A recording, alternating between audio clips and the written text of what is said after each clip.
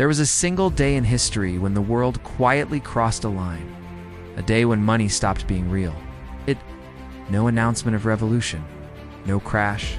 No chaos. Just one televised speech that turned the most powerful currency on Earth into something limitless. And in doing so, rewired the foundation of global reality.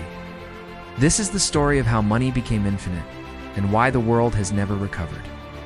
Set up when money still meant something for thousands of years, money was tethered to the physical world. It's gold, silver, salt, grain, real objects of real scarcity.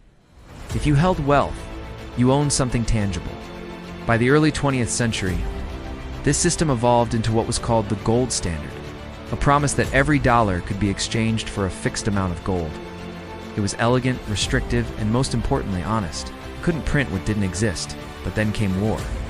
World War, the First World War II, the Great Depression. Nations spent more than they could ever repay, and the world's economies began to buckle under their own ambitions. The system needed flexibility, or rather an escape hatch. Rise the birth of Bretton Woods in 1944 as World War II neared its end. The world's leaders gathered in Bretton Woods, New Hampshire, to rebuild the global economy.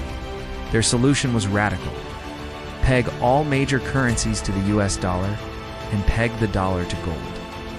The dollar became the anchor of the world, strong, stable, and backed by America's massive gold reserves. For a time, it worked beautifully.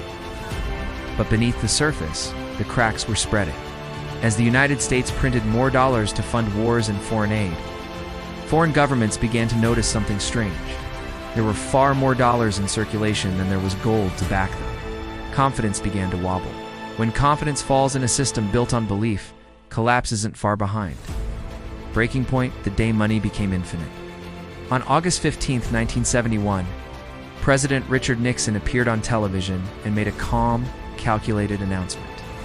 He was temporarily suspending the convertibility of the US dollar into gold. In a single moment, the promise that had anchored the global economy for generations vanished. Money was no longer tied to anything real. It was no longer a measure of value. It became an instrument of policy. The printing press replaced the gold mine. And the world entered the era of fiat money, currency backed by nothing but trust. Fall out the infinite machine at first, it felt like liberation. Governments could now print, borrow, and spend without limit. Credit exploded. The markets soared. Homes, cars, and luxuries became accessible through loans. But soon, the illusion became the addiction. Inflation rose. Debt piled up. The line between real wealth and artificial growth blurred. Today, the world's total debt exceeds $300 trillion, a number so vast it can never truly be repaid. And yet, the system keeps expanding, because it must. Infinite money requires infinite debt to exist. Failed fixes and modern parallels.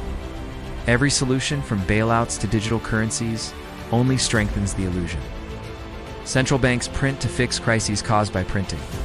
The more we borrow from tomorrow, the less value today actually holds.